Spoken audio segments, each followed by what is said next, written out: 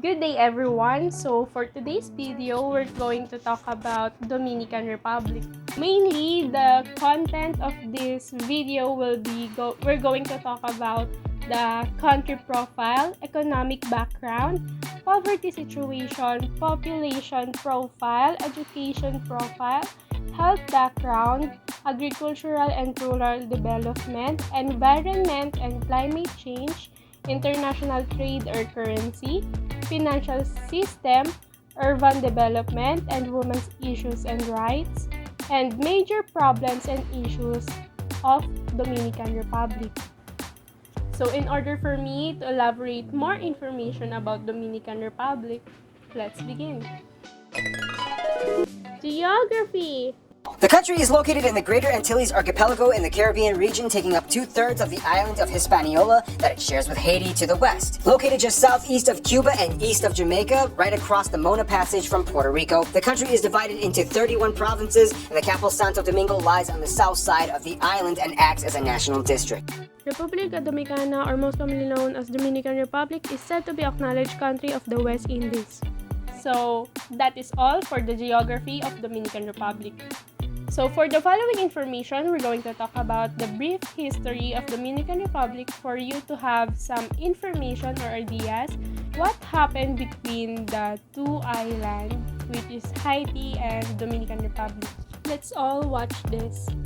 This is the Caribbean, and here is the Dominican Republic. Now come on, let's go, shall we? The island's initial inhabitants are unknown, but they were overrun by the influx of Arawak throngs from South America, specifically the Taino people, who took over by the mid-7th century. The Taino governed the island with a system of chiefs, 5 chiefdoms, which sustained their states by foraging, farming, and fishing. There were 7 centuries of this simple sort of life, until they were invaded by the island Caribs, who were still harassing the Taino when Columbus and co. arrived in 1492 and claimed the island, which they named Hispaniola, for Spain. The first Spanish colony was wiped out by the natives, so another was set up south in 1496 called Santo Domingo, which would become the capital. While the natives had demonstrated hostility to the newcomers, they were steadily silenced by introduced sicknesses, which reduced their numbers considerably. The Spanish also intermarried with the Taino women, and eventually there were no full-blood Taino left. Nonetheless, we still use Taino words, from barbecue and potato to canoe and tobacco. Slaves were shipped over to plant and harvest sugar, but as Spain explored more of the Americas, they essentially abandoned the island in favor of more resource-rich regions. So Hispaniola languished in depopulated neglect and backwardness. By the mid-1600s, the French began snooping about the western bit and took formal control in 1697. This would become Haiti. In the years that followed, there were all sorts of raids and attacks. Spain handed over the capital to France in 1795, and when the slaves of Haiti overthrew their French masters, they took control of Santo Domingo in 1801, which France regained the following year, and Spain got back in 1809. Though Spain had its colony again, it was in worse shape than ever, and their rule was unsteady, and in 1821, José Núñez de Cáceres declared independence, which lasted 2 months, as the Haitians invaded and conquered it. The Dominican people hated their Haitian overlords, who treated them very poorly for all their alleged championing of liberty. Juan Pablo Duarte secretly began cooking up plans for independence, something Dominicans achieved in 1844, with Pedro Santana as first president. But Haiti hadn't given up yet and invaded in 1849, forcing Santana to face them again, crushing the enemy and then ordering raids on Haiti itself as payback. Santana oversaw more victories against Haiti, but war's steep expense bankrupted the nation, as had the rule of this guy, who enriched himself in a scheme that left everyone else struggling with mass inflation. Santana arranged a deal to put Spain back in charge, but this proved unpopular to many, and in the Restoration War that followed, the Dominican people were triumphant and Spain withdrew. The country did a lot better under this guy. New irrigation canals were dug, meaning heightened food production. Roads were built, and Cuban investors sweetened the economy with modern sugarcane production. But the president was corrupt and ended up assassinated, leaving behind a Himalayan amount of debt. European nations that had loaned money now threatened to invade, but US President Teddy Roosevelt warded them off, taking over the Dominican customs house in what's called dollar diplomacy. Dominican leadership remained unstable and chaotic, however, and the Americans decided to take the wheel completely, and did so in 1916. US occupation was resented by the Dominicans, but American administration saw the debt decrease, the budget brought back on balance, and the economy on a better footing than before. The US ended its occupation in 1924, and Dominicans settled back in the driving seat. But the Americans left behind the sport of baseball, which the Dominicans became obsessed with. It's the most popular sport there today, and the country has produced many star players. In the 3 decades after 1930, the Dominican Republic was dominated by one man, Rafael Trujillo. He did what many dictators tend to do: rename the capital after himself, violently suppress his opponents, censor the media, and adorn the city with statues of himself. Trujillo was a control freak. Everything had to conform to his will. He also disliked Haitians and had many thousands of them slaughtered in El Corte. Still, the country under his rule was stable. The economy grew, and infrastructure and healthcare were improved. You just had to be careful not to criticize or oppose the regime, or the secret police would very likely ensure that you would never do anything ever again. By 1960, Trujillo had gone too far. Not only did he have these conspiring sisters strangled and bludgeoned to death, but he also attempted to assassinate the president of Venezuela. The US finally imposed sanctions on the Dominican Republic, and Trujillo was assassinated soon after. This guy was elected president, but the military soon toppled him, and the country entered into civil war. The US feared the communists would seize power, so they sent in their marines and army, until a nice, non-communist authoritarian was securely in power. Better times arrived with Leonel Fernandez, and under his successor the economy continued to boom. The Dominican Republic today has achieved a high level of human development, and possesses the Caribbean's biggest economy, a lot of it driven by tourism. It is, after all, the most visited country in the Caribbean. Visitors enjoy the vibrant culture, wealth of natural delights, and historical treasures, like the oldest cathedral in the Americas.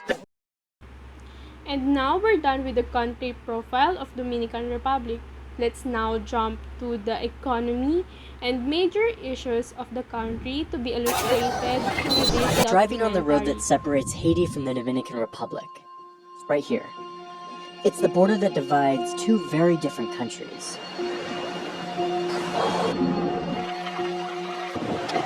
If you're born in Haiti, you're 2.5 times more likely to die as a baby than if you're born in the DR. You'll be almost 10 times poorer, and you can expect to have a much shorter life.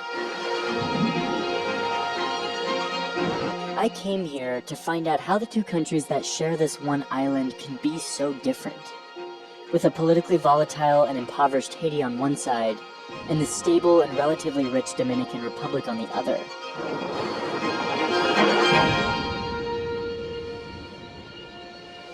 How did this line produce two totally different worlds?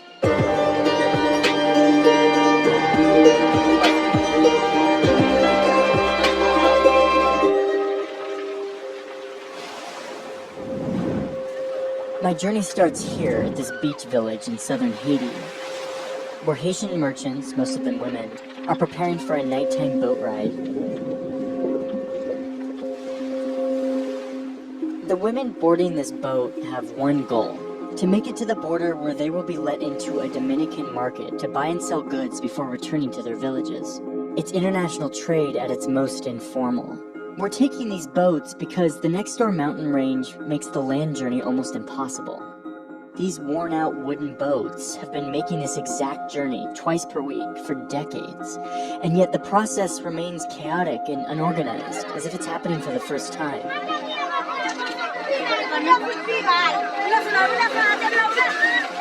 All of this energy, time, and effort, all to transport a handful of goods that in most countries would be shipped in bulk inside one of these.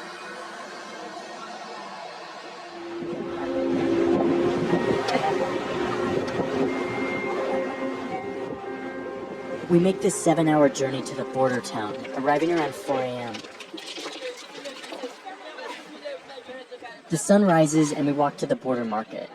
This market was established right on the border as a partnership between the two nations to give vendors from both sides a place to buy and sell on equal footing. As we approach the border, I quickly realize that's not what's happening here. So I'm looking across the border right now into the market, and you can see that Dominicans are already setting up. This is one of the big complaints of the Haitians. They're stuck on this side, waiting to cross the border, and the border guards are just delaying it. And meanwhile, the Dominicans are able to set up and get the best spots.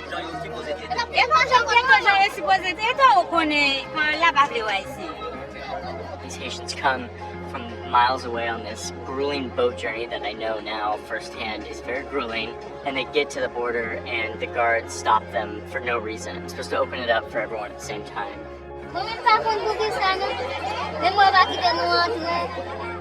The guards keep the Haitian women from crossing, not letting anyone know how long it will be. The tension grows, and then, finally, hours after the Dominicans were allowed to enter, the guards open up the bridge.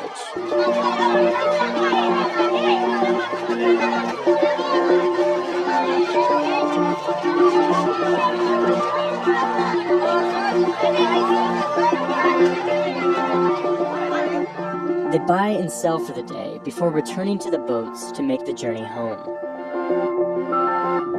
The grueling boat journey, the senseless discrimination, it embodies the asymmetry that exists on this island. Watching it happen, it's impossible not to ask how it got like this. The Dominican Constitution that was drafted in 1929 says that anyone born in the country is automatically a citizen, even if your parents were undocumented immigrants. This is the same in places like the United States. But the DR rewrote its constitution in 2010 to only give citizenship to those born on DR soil to legal residents. Then in 2013, the High Court in the DR ruled that this new definition would be applied retroactively, all the way back to 1929, meaning any citizen who had been born in the DR to undocumented parents would have their citizenship revoked. More than 200,000 Dominican citizens were suddenly stateless.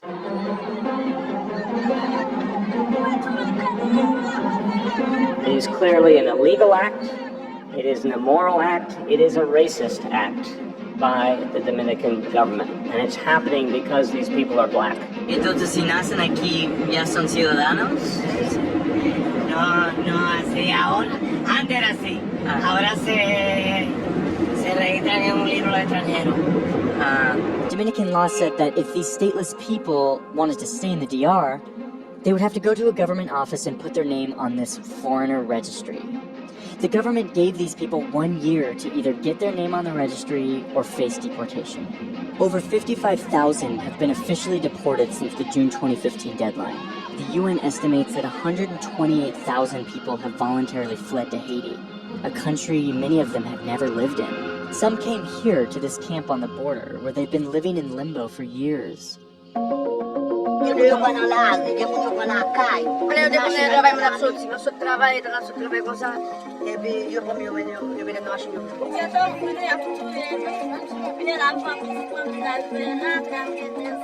Having 200,000 people being able to vote in an election could change an outcome.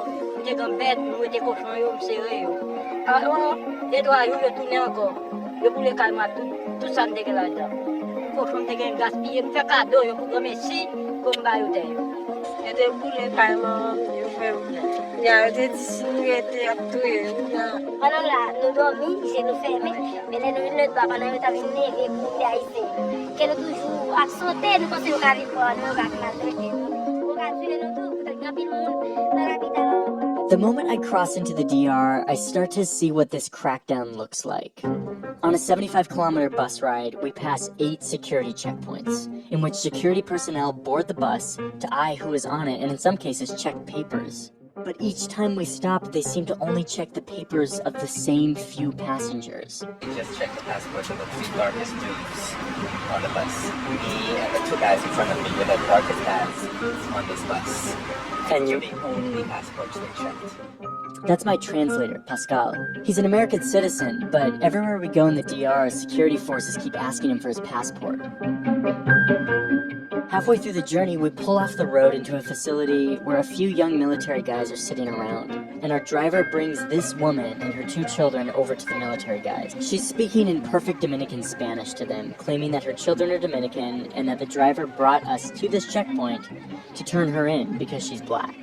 None of this seems to matter. She doesn't have her papers, and her skin color seems to be all the guards need to see.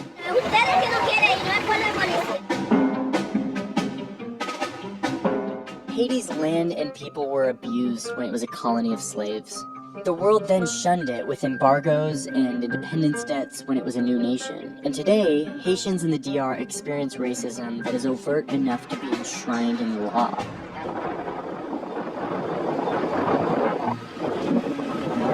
As we drive up this very curvy road, I have the DR to my right and Haiti to my left. Back when the French were here, this was the richest colony on Earth. But that came at a price, not only to abuse slaves, but also to the land that they worked. Clear-cutting and single-crop planting continued after the French left. But instead of being used to make fancy French furniture, the trees were burned to cook food. This explains what I'm seeing when on my right there's lush jungle, and on my left there's bare and eroding hillsides. Zoom out a little bit and it's very clear. So as we can see through the video, Haiti versus Dominican Republic, we can see that Dominican Republic is more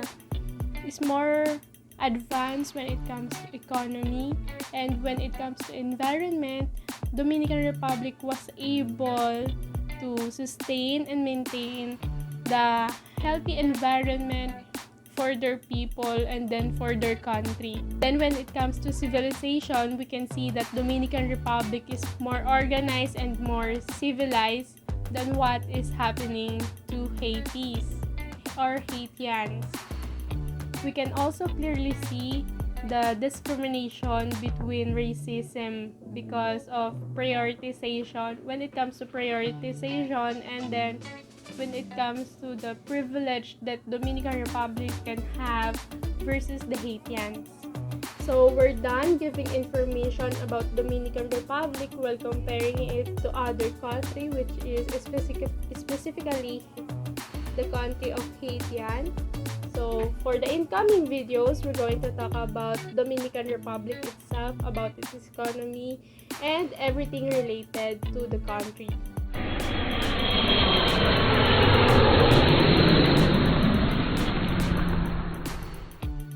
One of the Dominican Republic's most important sources of foreign exchange since mid-1980s is the more popular tourist destinations. Favorable climate, beautiful beaches, restored Spanish colonial architecture, and relatively low prices have drawn an increasing number of foreign visitors and encouraged the buildings or expansion of resorts and airports of the northern, eastern, and southern coast. Santo Domingo is the hub of a transport system that connects virtually all parts of the Republic. The highway between the capital and the Cibao region is heavily traveled and in poor repair, but secondary roads are in adequate conditions. Buses and a large fleet of private taxicabs provide transportation both within and between cities. Most goods are shipped by the truck to the important market centers. With the advancement with the transportation system of Dominican Republic, it allows them to export crops and products or goods of the Dominican people. It helped them increase the GNP for over $78.79 billion or 9.4% during 2019. Also, their GNI per capita for 2019 was $8,100 or 4.11% increase during 2018. Although consumer prices in the Dominican Republic jumped to 8.7% year-on-year in January of 2022, quickening from 8.5% increase in the previous month, we can clearly see the rural improvement and development of the country, with the different buildings and infrastructures that reflects the Dominican Republic's status when it comes to economy. So there it is, the summary, compilation, and documentary of the Dominican Republic country information. Thank you for watching.